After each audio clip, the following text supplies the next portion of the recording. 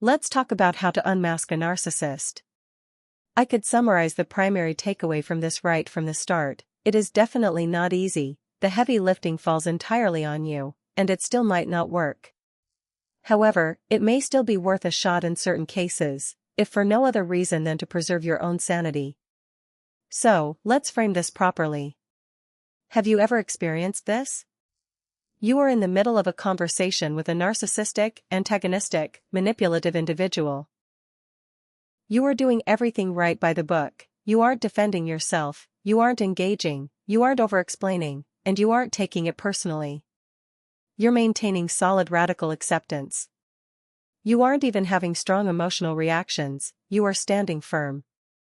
However, when it comes to arguments, narcissistic individuals are like professional prize fighters. They can endure all 15 rounds and will inevitably wear you down. It operates much like a war of attrition. For the first few minutes, or perhaps even the first hour, you might sit there like a calm Zen master while they throw absurd accusations at you. But eventually, you get exhausted, especially the longer the exchange drags on. Maybe they say something that strikes a deep nerve. Maybe they are simply in a contentious mood that day. Or perhaps they accuse you of something utterly abominable, something you never did and would never even contemplate doing. This is a distinct dynamic in narcissistic relationships. In long-standing adult narcissistic relationships, and certainly within family structures where people know your long history, these individuals understand precisely where to poke you to provoke a reaction. They know your exact vulnerabilities. They might throw a completely false accusation at you, level a deeply unsettling insult, mock a sensitivity, or consistently paint you as incompetent, overly emotional, or mentally unstable. Even when you are the very person keeping the family or business afloat. In brief windows, narcissistic individuals can also maintain their composure and stay remarkably calm, particularly when they are actively sparring.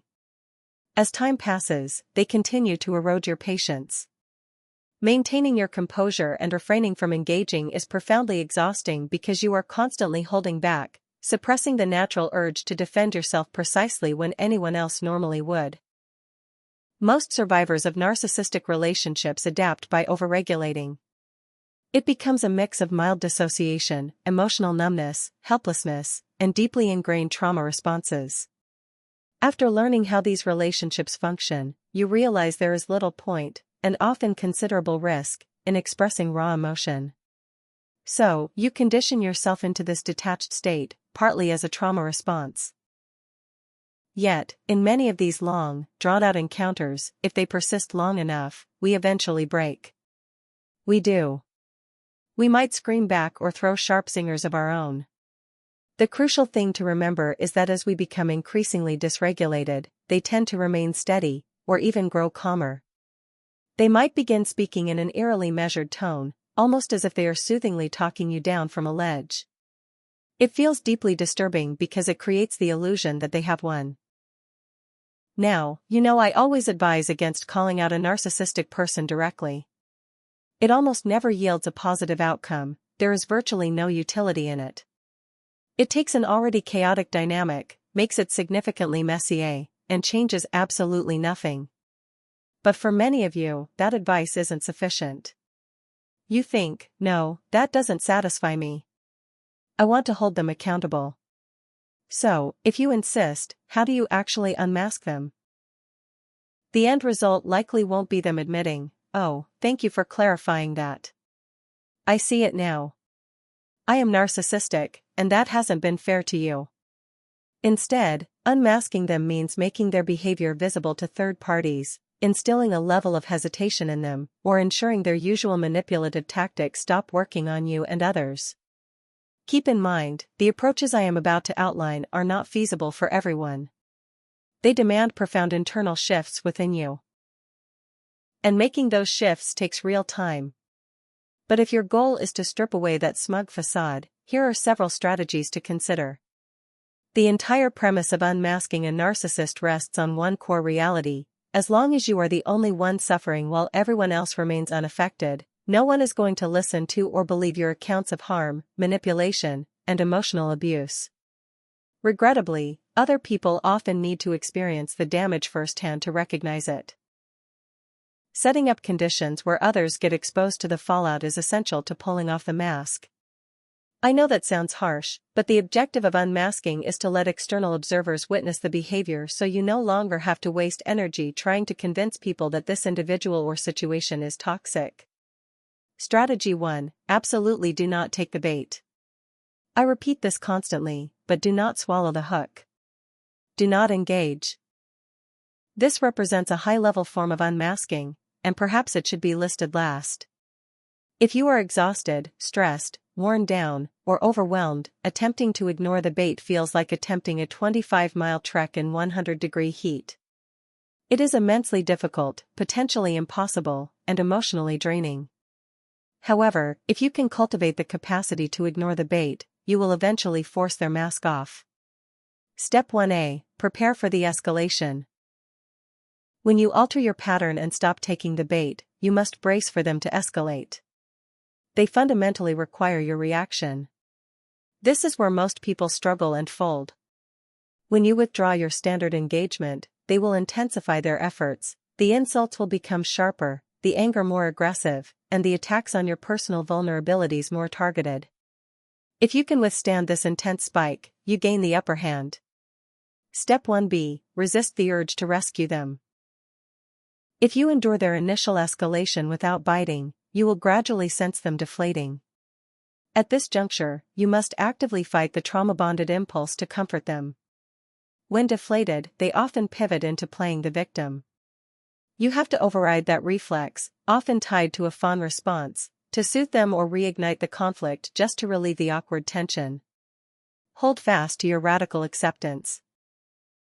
If you disengage sufficiently and refuse to swallow the hook, the narcissistic person may begin to privately drop their mask, revealing an underlying vulnerability or pathetic quality. They might offer an apology or briefly appear candid. You don't need to explicitly tell them you doubt their sincerity, but you must avoid naively concluding that everything is suddenly fixed, especially if you cannot leave the relationship.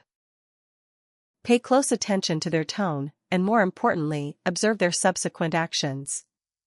Remember, the core of recovering from narcissistic dynamics is that just because they have been cruel, invalidating, or treacherous toward you does not mean you need to be intentionally malicious toward them. They may interpret your emotional detachment as cruelty, but you are simply refusing to serve as their emotional sparring partner. Resist the urge to rescue them or revert to the old cycle. Strategy 2: Accept short-term sacrifices to expose the pattern. To successfully pull back the curtain, you may have to accept short-term losses. This might involve allowing them to make a foolish financial decision without intervening, letting them manage the resulting disaster entirely on their own. While they will inevitably attempt to scapegoat you later, your refusal to debate the matter leaves them with zero leverage, and the official paper trail will be exclusively in their name. Alternatively, you can step back and allow them to execute a terrible plan. I once applied this tactic regarding travel arrangements. For a long time, I constantly intervened to protect a narcissistic individual from their own poor planning. Because no travel itinerary is completely flawless, my well-researched choices were still subjected to harsh criticism whenever minor hiccups occurred, labeling me as the problem. Eventually, I stepped back entirely and let them take full control of the planning, knowing full well it would jeopardize the trip. It did indeed ruin the trip and created significant logistical hazards, but I remained completely silent and let events unfold. While it wasn't a total exposure, they were forced to explain to our mutual acquaintances on the trip why we couldn't participate in planned dinners or activities due to their terrible arrangements. I simply offered a non-committal shrug when asked about the logistics. The other people in the group looked at the narcissistic individual with genuine bewilderment over their baffling choices, watching their inflated ego visibly deflate.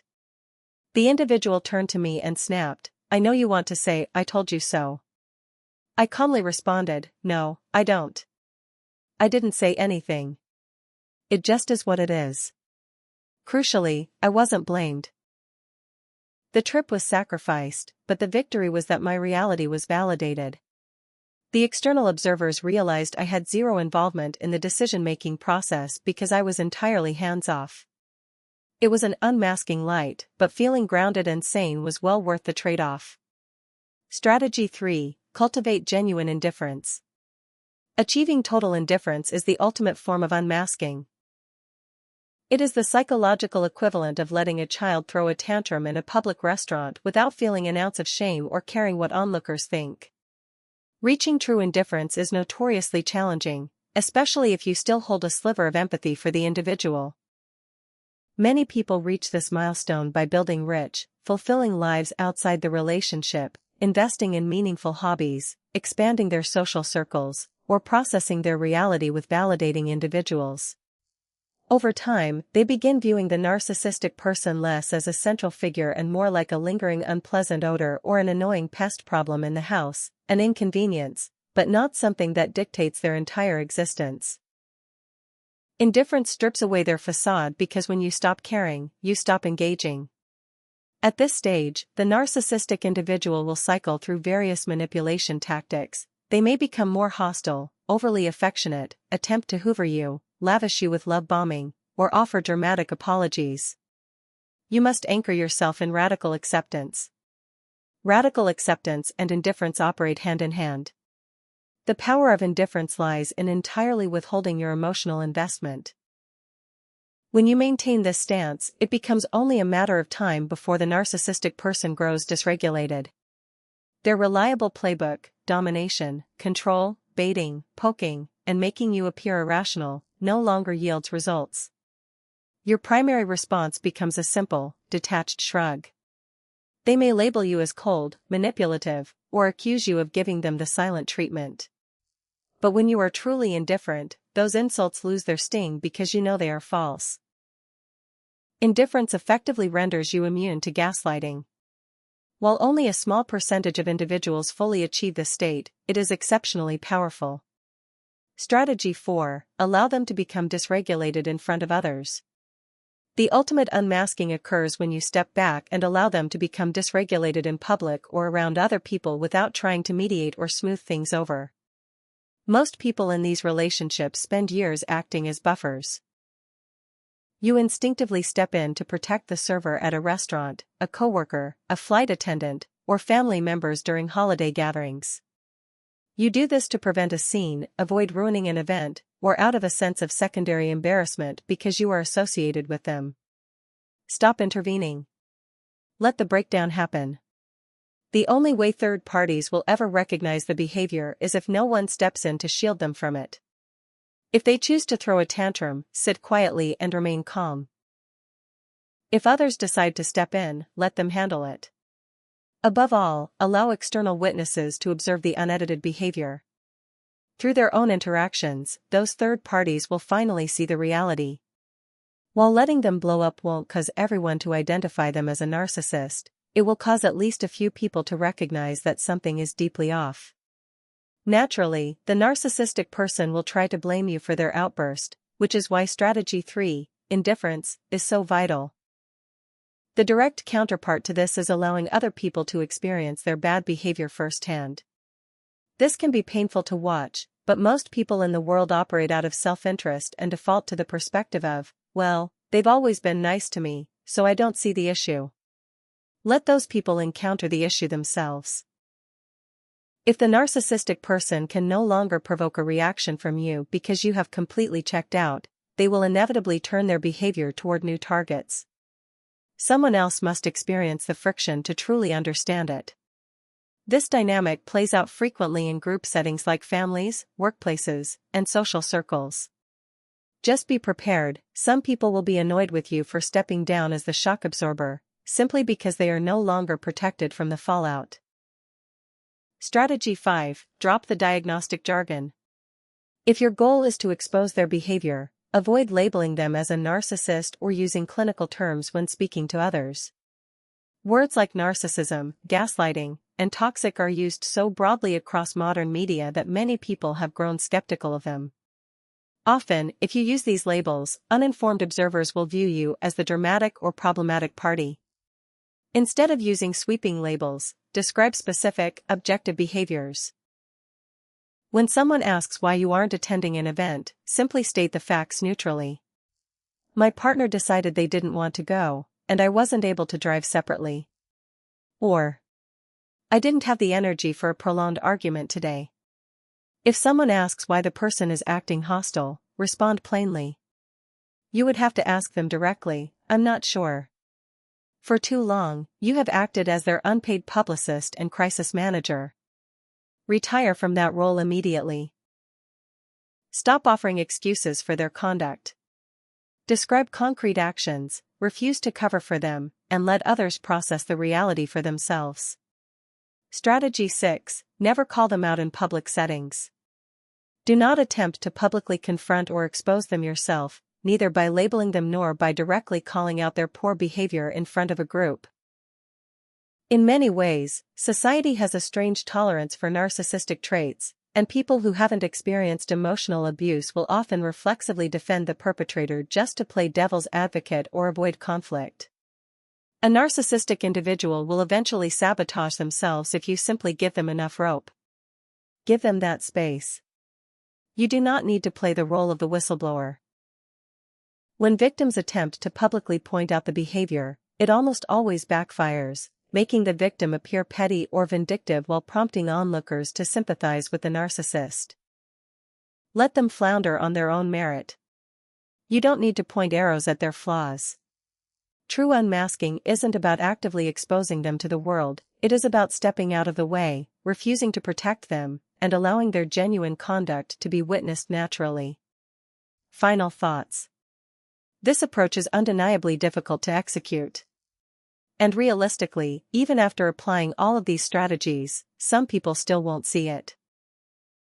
We live in a world where many prominent leaders, executives, and public figures display blatant narcissistic traits, yet their supporters remain blind to it until the negative consequences directly impact them personally. Even then, enablers often look for a scapegoat. Unless a major, undeniable event occurs, like a legal crisis or irrefutable evidence, a grand public exposure is rare. For most people, the path forward relies on a steady journey toward radical awareness, radical acceptance, and true indifference. By refusing to take the bait, stepping down as their buffer, and allowing them to handle the consequences of their own actions, you reclaim your peace. Eventually, people will only believe what directly impacts them, and that is precisely when the mask slips off. Though by the time it does, my hope is that you will be far too indifferent to care.